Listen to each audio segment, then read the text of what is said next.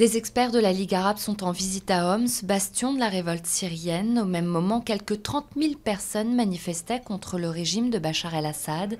Les autorités accusent des terroristes armés d'être à l'origine de ces attaques. Selon l'ONU, plus de 5 000 civils auraient été tués depuis la mi-mars. La Corée du Nord devait rendre un dernier hommage à Kim Jong-il, décédé il y a 10 jours. Une grande cérémonie nationale devrait être organisée mercredi, mais peu de détails ont filtré.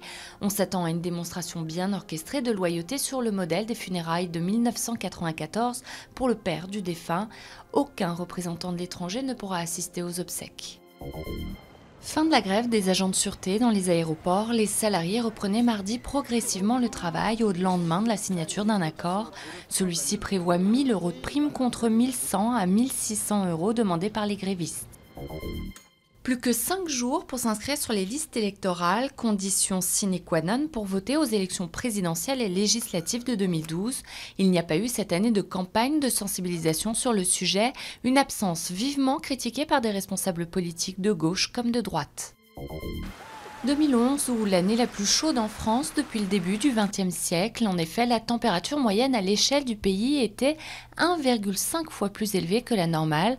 Seule exception dans le calendrier, le mois de juillet qui a été, lui, étonnamment frais.